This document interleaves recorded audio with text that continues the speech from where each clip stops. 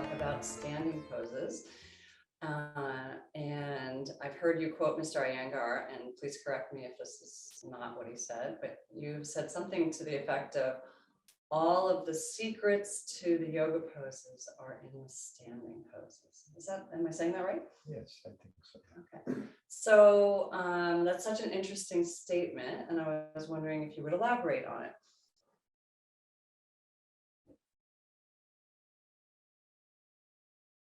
I think when people go for more advanced poses, they seem to be going much more for flexibility. In saying that the secrets to all the standing poses are there in standing poses, I believe he was emphasizing that the stability, the strength that you get in the standing poses must be the foundation. So that when you go into the more advanced pose, you should not forget that. And then there was other subtle part to it, which is some of the movements that you feel in the standing poses, you kind of discover a greater depth of them in the more advanced poses, but it connects to the standing pose. So the beginning of the deeper movements start with the standing poses. And do you think that's well, let me ask it a different way. So sometimes when people say things, and I've had this experience with you so many times, sometimes your teacher says something and you have one interpretation of it, and then years later you're like, oh, that's it. So when you initially heard that, what did you have a first thought, and has it evolved now that you're Definitely, yes. Yeah. So when you first heard him say that, what were your thoughts different? I thought he was talking poetry. Let's see. Did not see that it had. I mean, I believed him on the one hand. On the other hand, it was like it's a poetical expression. Right. But it wasn't. It was meant to have some substance to it. Right. And that level of substance, even today, changes. Yeah, your understanding constantly deepening. Yeah. Are you still doing a lot of standing poses? I wouldn't say a lot, no. But when we say a lot, compared to what I was doing, I'm not doing as much. But relative to, if your practice is 3 hours, you're saying you're doing less of them as part of your practice. Yes, I don't do 3-hour practice anymore. And is that because you don't feel you need to do them, or is it because you feel like you don't want to expend the energy on them? I don't have the same energy having an older body. But B, because the interest is much more into the spiritual aspect of the whole system. Right. Also, I remember that Mr. Iyengar himself was told by his teacher to lay off the physical practice and focus more on the meditation. Which he didn't really want to do that. He didn't want to do that. Yeah, but you because to him, posture was meditation, and he would sometimes in the class say at the end of the class that now wasn't that meditation. So he had, like most of us have, he had his own personal definition of what meditation is.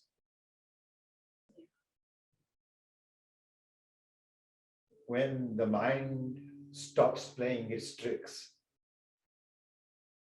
by focusing on something, to him that was meditation.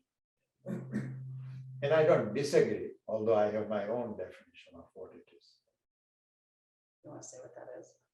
What my definition of meditation? Away from being mad. Okay.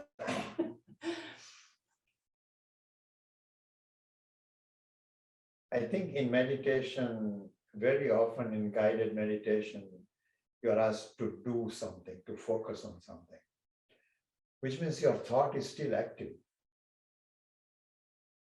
Whereas meditation is where every trick that the thought is playing has to die without your falling asleep. So if someone, like a lot of meditation techniques are about like focusing on your breath, that's really just the roadway to no thought. Basically, that's what meditation is no thought. Yeah. I've had that experience in asana where there's no separation of anything. Yes. Yeah, but it's rare that happens. Okay, well, I've been studying with you for a long time, and I thank the goddesses for that. And you, By long time, you mean just this incarnation? this incarnation, exactly. And you, it's rare for you to not teach the lateral standing poses. So that's Trikonasana, Virabhadrasana 2, Parshvakonasana, and Ardha Shandrasana.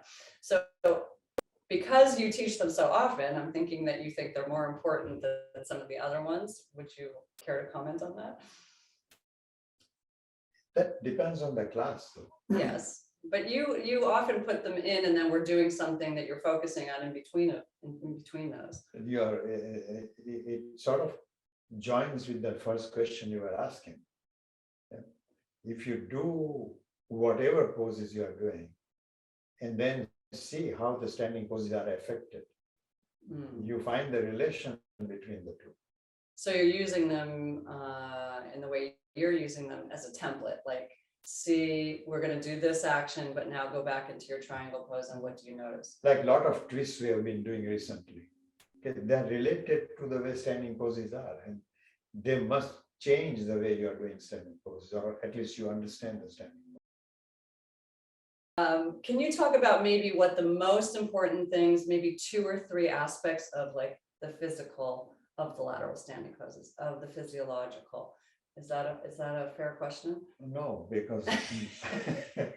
because the most important thing of every pose and everything you do, other than addressing some problem that body might have, most important thing is essentially always its relationship to what you call the divine.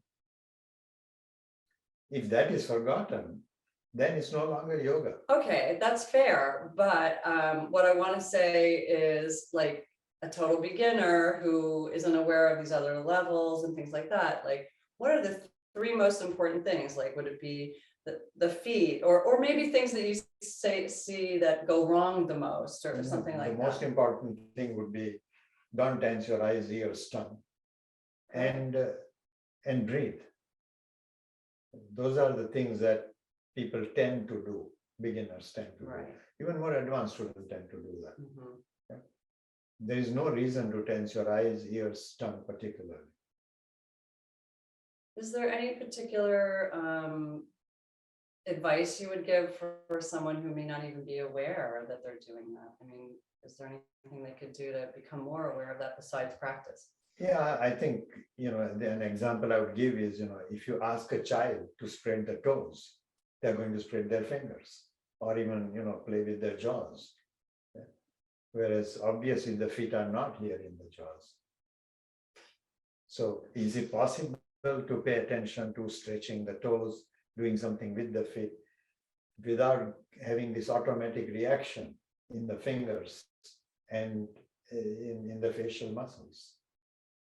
Well, I'm thinking of, I can think of a personal story about that is when I first moved to California, I was taking classes with Rodney Yee, and he kept telling me to relax my jaw. And I was like, what is he talking about?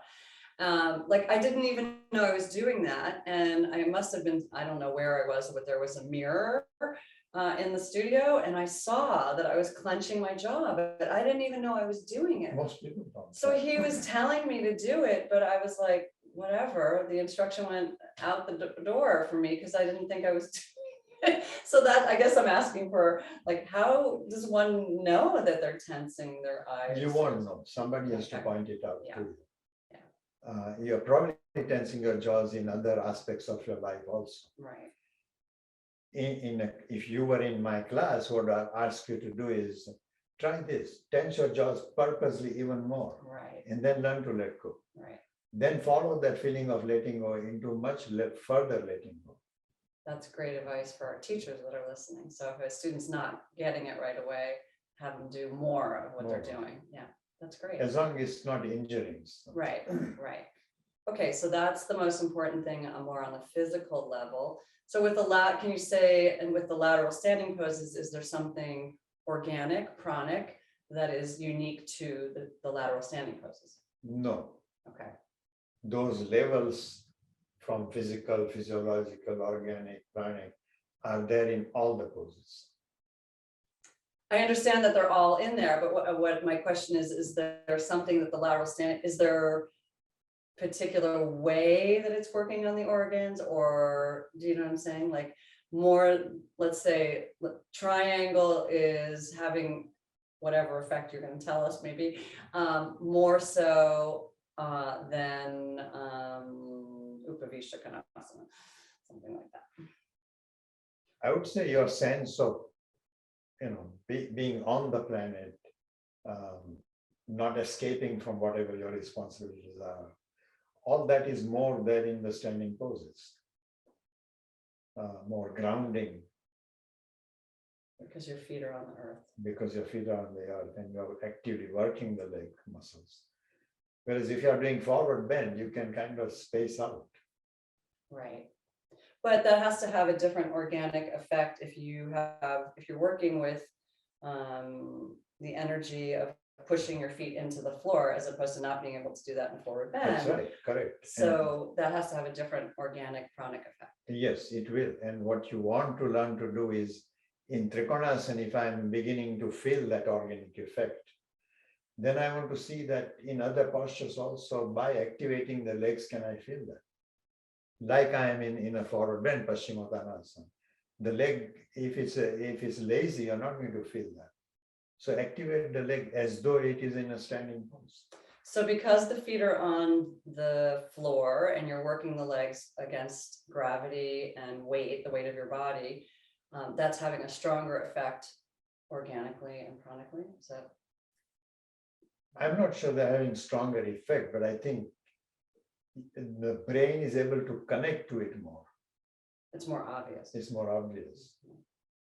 Could you talk about Tadasana? I think it's such an under-taught pose, and I think it's such an amazing pose. It's a very amazing pose. And I think the trick is to see that every posture you do changes your Tadasana. Yeah. Okay. That ability to see it and as a result make Tadasana more and more refined.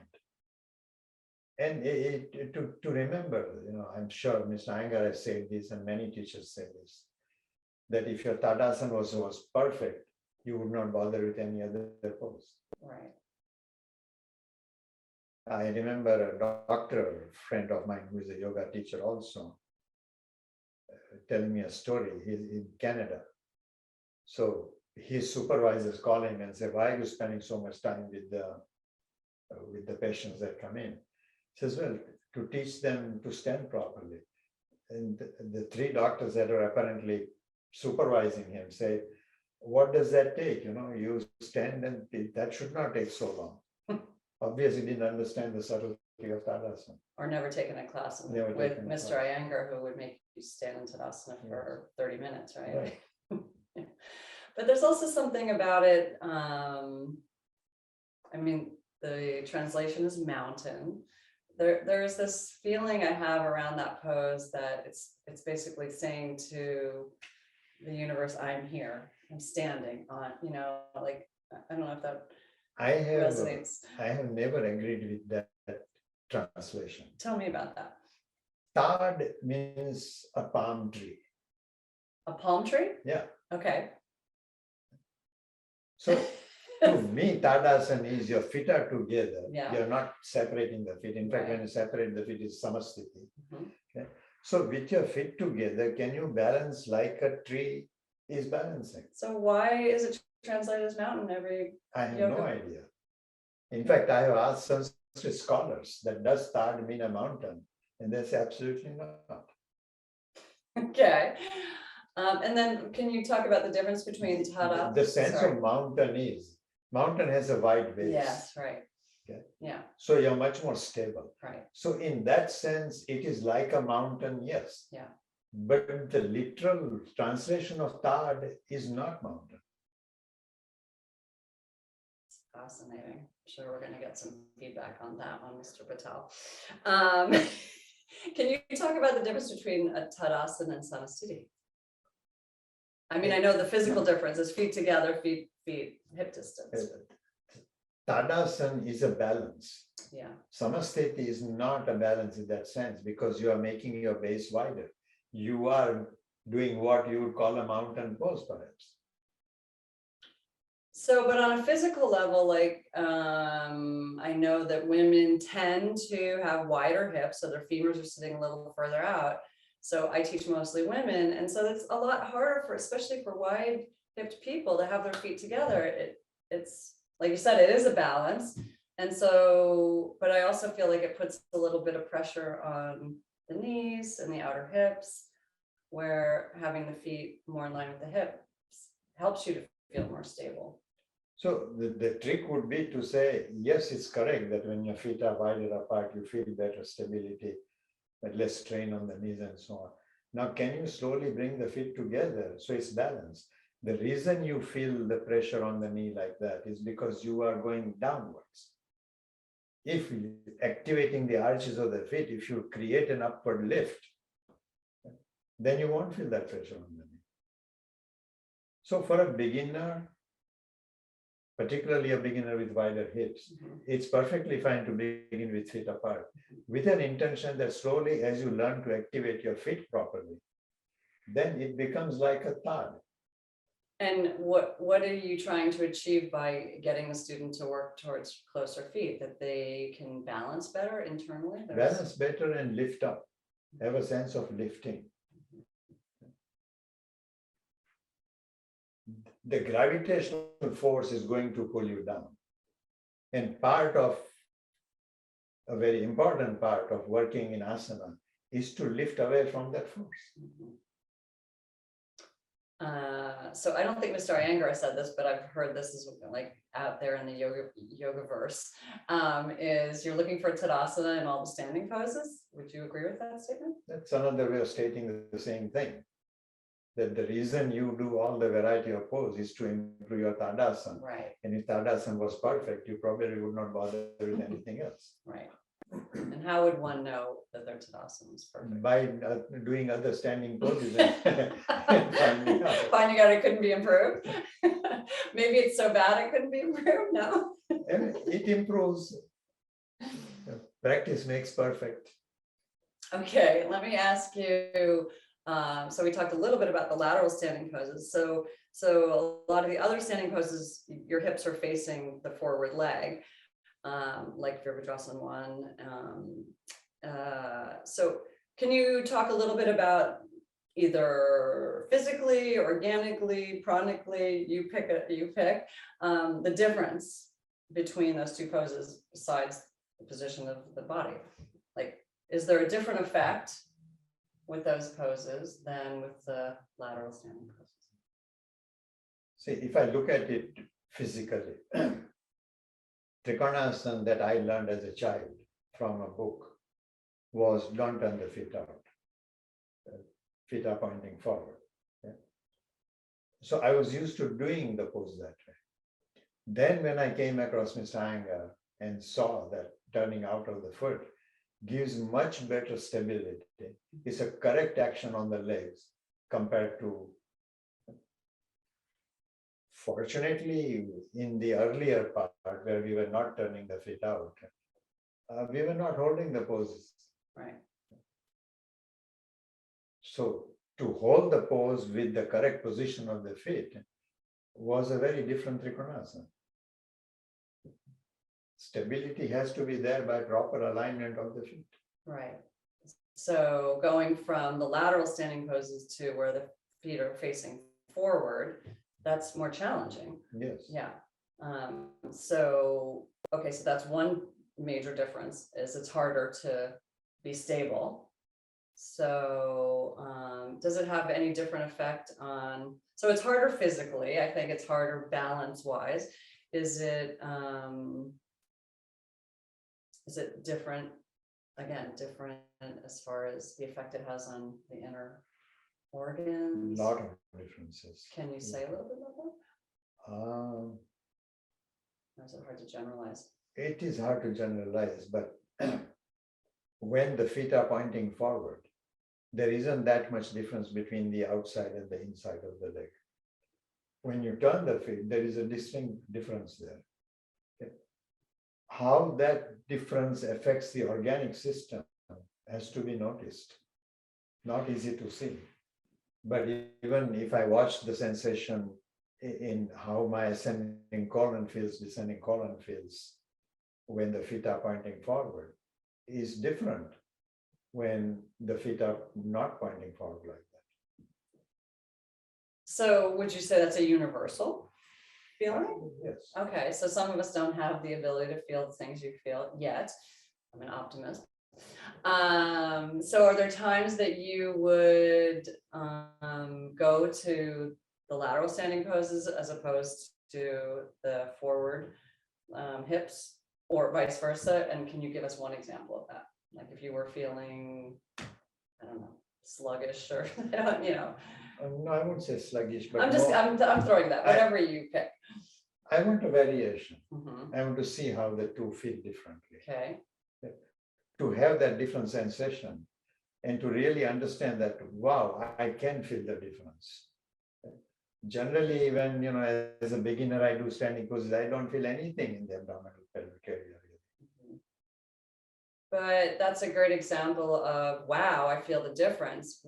Then you want to do something with that information. There is a difference, so then I want to apply that difference to some maybe therapeutic use. Yes, indeed. So I was wondering if you could give us an example of like just one, like where you would use triangle pose over. Yeah, you can look at somebody who has knock knee position, Mhm. and you know that is going to affect their organs differently than if you try to change that. The organic system would immediately register if one has the eye to see it. Because I remember my teacher, Mr. Anger, seeing somebody walk from outside, coming to the studio. I think this was in Hawaii. This person is walking, and Mr. Anger immediately says, this person, look at the way they are walking, they have this problem. He already knew the problem this person would have from the way he saw this person walking. And at that time, it's like, wow, this is amazing. But by my own practice, I began to see what he was looking at. So now when someone's walking across the street, can you say, oh my goodness, that person has this problem? Not to the same degree as Mr. Anger did, Right. Mhm. but yes, So it's just through your investigation. yes. So just a little off topic, but it brings up a question. So, that level of awareness that is helping you, but it's also helping the people you teach, right?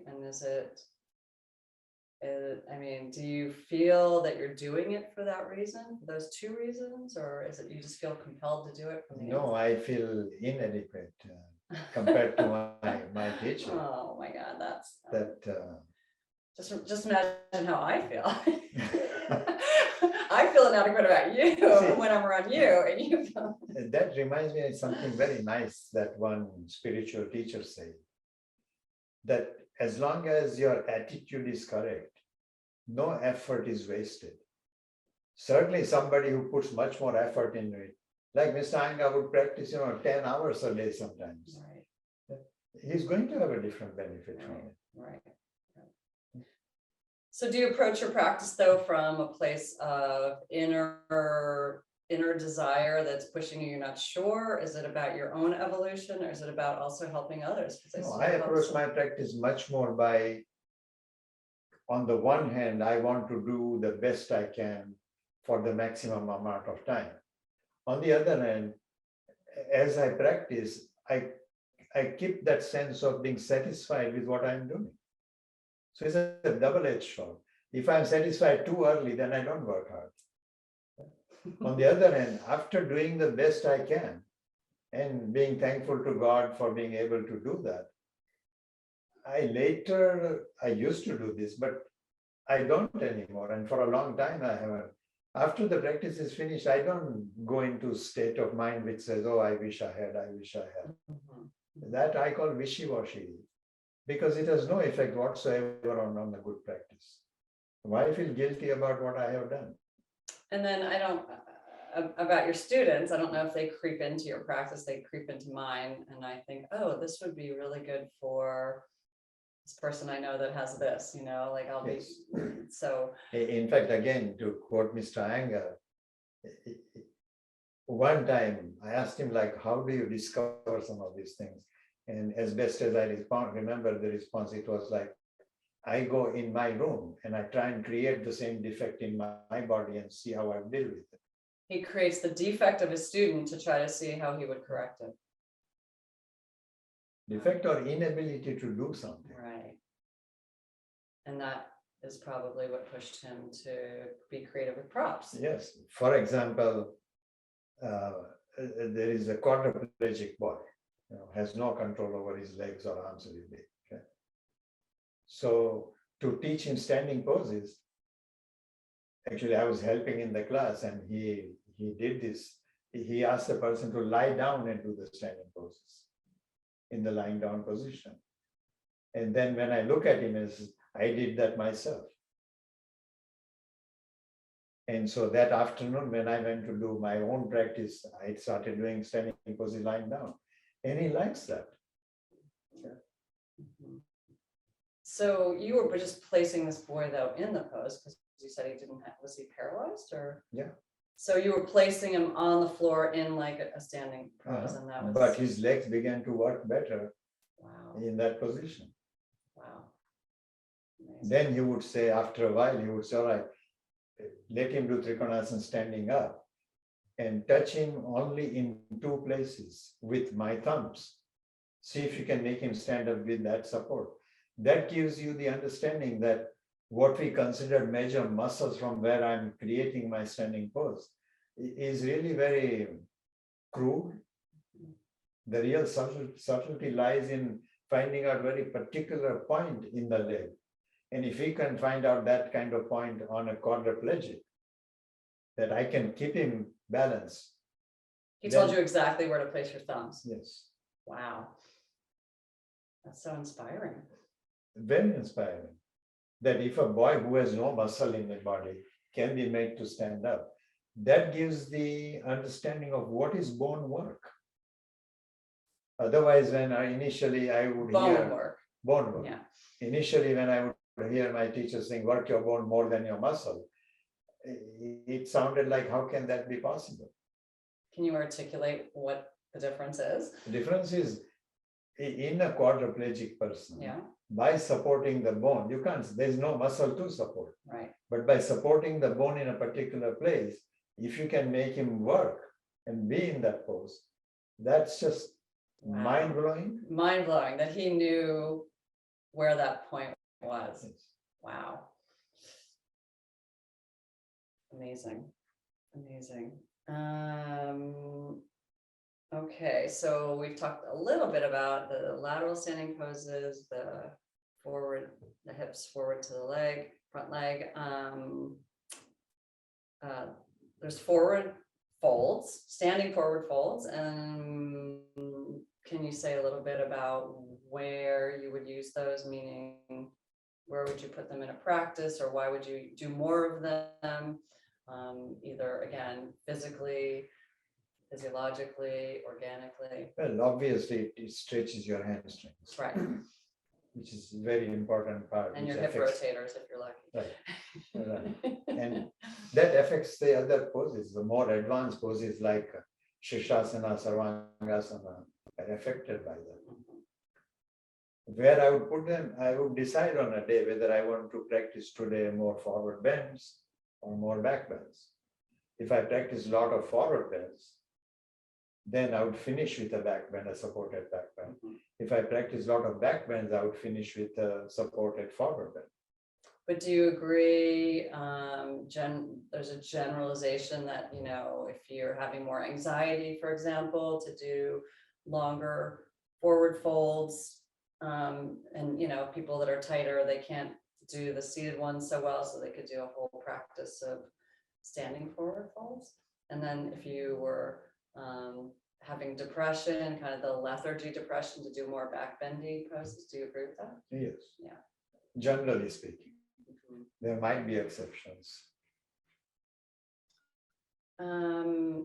Around the hamstrings, because we're on the forward fold section of this. So the hamstrings clearly are the tightest muscle for most Westerners that I teach, and probably you too. And probably the reason for that is sitting, with a lot of other variety of reasons. But what do you think that, let's see, tight hamstrings, what do you think that keeps people from the most? Like, what is, that's such a roadblock for people. They can't move their pelvis, right? They can't rotate their pelvis very well. So that's holding them back from a lot of things. Can you say a little bit about that? Like, you know, not being able to move.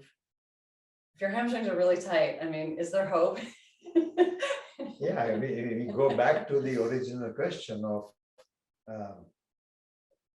what is it about standing poses that is then considered to be related to more advanced poses? Right.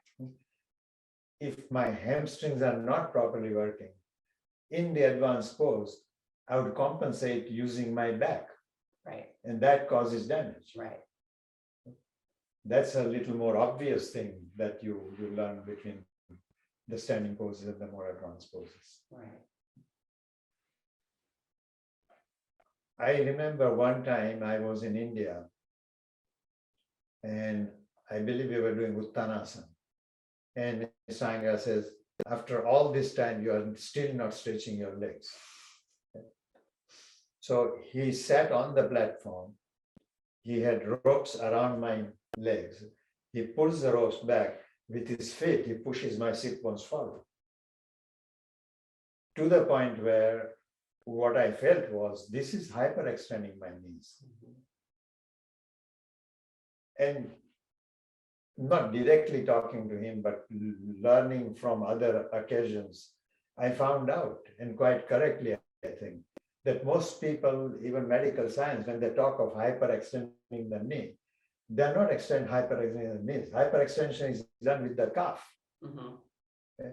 The knee is not even stretching, and yet it is called hyperextension. Wrong terminology. Well, the knee is taking the brunt of it. Yes. Yeah. So, okay, so staying with the hamstrings for a moment, because I know that's so many people's challenge. So standing forward folds, would you recommend, if hamstrings are like the bane of my existence, and like, would you recommend that I don't even do seated forward folds for a while? Should I only work on the standing ones? No, do seated forward pose as correctly as you can. Okay, so that brings us to a really controversial thing in the yoga world, bending the knees in a forward fold. There was a period where a lot of the Iyengar people would not let you bend your knees in a forward fold, which, as you were saying, you were forced around your back. And then I told that to you and you said, I remember being in Iyengar's classes when he would teach a whole class of forward folds, bending your knees to get the rotation of the pelvis, right? Do you remember that? No, I think that's probably a misinterpretation of something misheard. In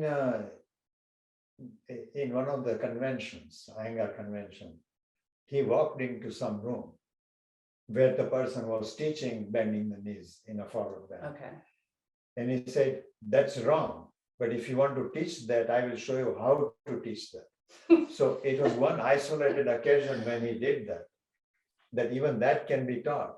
Well, now that's confusing. So then is it okay to bend your knees in a forward fold? Yes. I think so. But then take the advantage of that to work the upper body more correctly. I see, right. So if someone, okay, so someone's got tight hamstrings and every once in a while they want to work their forward bends with bent legs so that they can get the anterior tilt of the pelvis better. Is there something when you said, Mr. Iyengar said, well, let me teach you how to do it. Was there something you remember or that you know? Yeah, the hip had to work better. Meaning you want to make sure you're rotating the pelvis so that the spine can lengthen, is that? I Yeah. mean, Correct. If you're going to compromise on something, at least take advantage of that compromise. Right, What he saw in the class and what he was objecting to was that even after bending the knees, these people were not I working see, their I pelvis. see, okay. So you're saying it's okay to sometimes work that way? No, I'm not saying that. Okay, well, I would like your statement on that then. I would say keep your legs straight, don't bend the knees. Work on your pelvis without bending the knees. So you're saying then don't go very far, Don't go very even if far. you're at a 90-degree angle? Yeah, Yeah, but some people, they can't even at a 90-degree angle, their pelvic floor is so tight, their tailbone is tucked under and they're, then that's where the correct attitude comes in. Okay, I recognize that my hamstrings are tight. I cannot do something that most people are able to do. Work at it without feeling any guilt. okay. Well, one of the things I sometimes do is to get my pelvis to rotate more in a forward bend is I bend my knees. That gives me the ability to untuck. And then I try to straighten them out without losing what I just gained. That's not an incorrect approach. Okay, That's fine. so then you are saying it's okay to sometimes work with bent knees. For some people. Okay. Do you have enough qualifiers on that? Leslie can do it. Yeah. Okay, great. I'm glad I have that much. Okay, and then the last category of standing poses is our balance poses like Vrikshasana and Natarajasana, where you're on one leg, or Ardha Chandrasana or Parapita Ardha Chandrasana. So obviously, one of the reasons that's an important thing to do is the imbalance in the legs. Is that, do you think, the primary reason physically to be doing one-legged poses? Yes, one-legged pose definitely teaches you balance. Yeah. But then you look at more subtle part of that balance. Like, if I close my eyes, why is that same balance so much more difficult? In learning that, you say, okay, am I even in postures where both feet are on the floor, am I in a subtle way losing the balance? Okay. So if I am in Vrikshasana, standing on one leg, I close my eyes and I feel less balance. Okay. Then perhaps I'm doing the same thing in Tadasana without realizing it. Because the balance is coming from an outward. From outward support. Okay, that's very interesting. But you've also, I believe, you have said to not practice with the eyes closed. You have us do it occasionally, but Yes. not to make it a practice. Yes. Why? Because of my teacher's teaching that you can't even do the pose with your eyes open. Why do you want to close your eyes? But how do you get better at it if you don't close your eyes? By occasionally. No, But just first checking in, I see. Open your eyes and see that you are doing the posture correctly with proper alignment. Then to see more subtle aspect of balance, you can do it with the closed eyes. And if you can do it with closed eyes and you think you are doing well, try to do the same thing in a room that is pitch dark, and that will change it further still. The psychological aspect of the posture changes considerably. So, okay, are there any other reasons why the one-legged poses are so important? So one is balance. Two is it's showing you, it can show you that you're not working the way you thought you were in the two-legged poses. But balance, not only outer physical balance, there is a much deeper inner balance. Right. A simple example of that would be, if you take, let's say, a 3 foot wide, you draw a 3 foot wide band and you walk on it. You quite easily walk without any problem. Put the same 3 foot wide thing 30 feet up in the air and tell people to walk, and They don't want to do they it. don't want to do it. It's the same width, Mhm. right? Yeah. Physically, logically, it should make no difference, but it does. Mhm. So how, Because the inner balance is not there. so where does that inner balance come from? From creating it, from That's not a good enough answer. from practicing it and seeing that the posture should not be done. Initially, it should be done by your outer balance. Mhm. But then can you do the same posture with inner balance? So if I can do the pose with my eyes open, can I do the same pose with my eyes closed without losing that balance? Would you say that's mind over matter, or is that just making your body work the same way without the dependency of the eyes? To notice the dependency of the eye. When my eyes are open, I see horizontal, vertical lines of buildings and so on. And I don't realize that these lines are creating my balance. Mhm. Is there any particular condition where you would want to use the one-legged poses that you can think of? How do you mean? To learn the Like, balance? no, I mean like therapeutically, like, is there any, I'm thinking like organic effects, like, is there anything? Organic effect is different, but I'm not sure that I would teach somebody that part only by using standing poses. When somebody has a very disturbed personality, Mm, like there was a boy in the class who could not control himself. In that, in the middle of the class, he'll start shouting, yelling, saying things, completely irrelevant stuff. So one thing was that, Geetaji or Prashant or somebody would tell him, hey, be quiet, don't make that. And for a while he would be quiet, but then he'll start again. For that kind of a person, doing balancing poses would be very, very beneficial because he's Right. forced to pay attention to something right, and his mind doesn't get distracted. right. I'm also thinking of a particular student I have who is very unsteady walking. And I have her stand in the corner and to do some balance work because do you think that would be Yeah, helpful to very her? definitely beneficial. Can you say why? Because when you are walking in an unstable way, your muscles don't develop properly. Right. By giving them a stable position, they can hold it so that the muscle is activated to go in the correct direction. This particular person I'm thinking of is very tight all over. I really think that's what is lying. That's the root issue, is she's just tense everywhere. Yeah, but the tightness might have root much deeper into the way the mind is. Yeah. Some problem in upbringing. Yes, I think that is actually Yeah. true.